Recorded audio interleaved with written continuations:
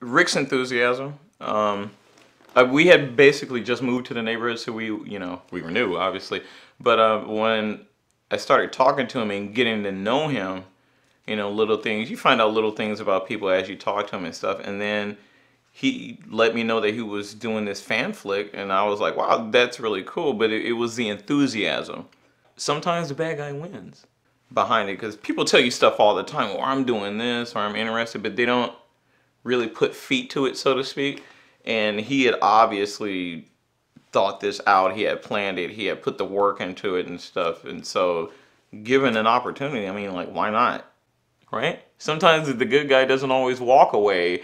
I mean, I like Star Wars anyway. And what more importantly, too, I like the perspective that he was coming from, putting more of an emphasis on not the Jedi, but the Sith. And, that core storyline, I found that really intriguing. The story was very shocking. So you combine, the story with his enthusiasm. It's like, it's hard not to. I mean, why would you not? If you have an opportunity to be a part of something, yeah. You know what I mean? It's not like we're getting paid, all this. I'm not Brad Pitt, despite the fact that I'm black and, obviously not white, or making millions of dollars. I'm not Brad Pitt. We're not, famous actors. We're not getting, paid all this money or anything like that. It's for the love. We're not getting paid anything. In the sense that when you think Star Wars, okay, the first thing that the layperson thinks is they think Luke Skywalker, Yoda, your key franchise characters. So it's game time. To take the Star Wars universe and basically kind of like turn it up on its head and show it from a different perspective, I really, really like that. I'm not going to go too much into story elements because people want to see the film. You know what I mean? I want them to, to see it for themselves, but from my perspective. But everybody that's involved in this project is doing it because they want to. And for me, that was what made it most important. Yeah. It was a completely different take on the Star Wars universe. His passion spread out and affected all of us. And it's something that I, for one, welcome. Because even if you look at all the side stuff that has been done by other people, books, this, that, and the other, nothing like this has really been done before. Not to my knowledge, and certainly not to the professional degree.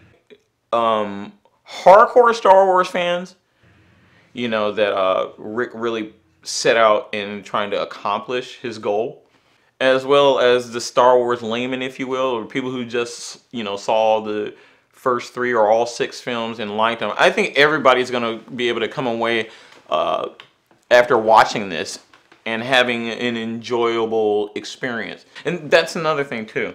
If you ever get into a situation where you're having Rick explain it, don't read it, have him explain it to you, because he'll put that same passion to it where you're like, yeah, I want to do that, and you understand it. So where like the classic scene is it in the Return of the Jedi where they get crowned and they all turn around and they're like the Ewoks are breakdancing or whatnot. It doesn't always work out like that in real life.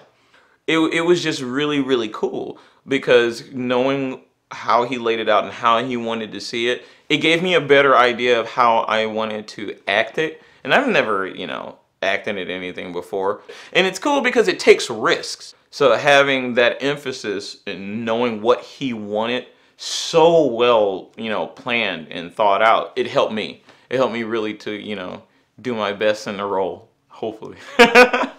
And it has a much darker interpretation of what happened. And I think that that's only fair. I mean, that's life. Sometimes the bad guy wins. I'm a no-nonsense type of person. I joke around and stuff like that. But, I'm a veteran. I'm an Army vet. You agreed to come out to do this. We're going to do it this way. It's laid out. Here's how we're going to do it. And one thing that you learn in the Army is you take orders and you do the job that needs to be done. That's what a good soldier does. Like, we're going to make a movie about this, that, and the other. It's like something you see on YouTube. It's like some little thing. But no, that wasn't the case with this. This is something, and as you know, the way he runs his set is business.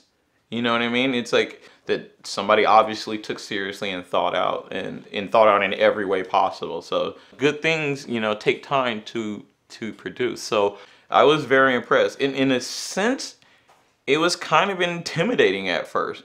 Not that it's shut off to ideas and concepts, but he runs a tight ship. He runs it professionally. One thing that the film does very well is it shows not only the darker side of things, but it also shows a more realistic interpretation of things. It shows more of the humanity, if you will. Humanity in the sense that oftentimes when we think humanity, we think about others helping others, and that's not always the case when we think there's a darker side to humanity. And this film does a very good job at capturing that, I think. So it's the totality of the package, yeah. And the thing that I love the most about it was the passion behind it. A movie made out of the love of it, you know, and that's kind of hard to pass up. It was intimidating but motivating at the same time, because it was like, okay, it's game time. Come out there and try and do your best. And I hope that that's the end result, that people watch this and say, wow, these people really got it together and did it. So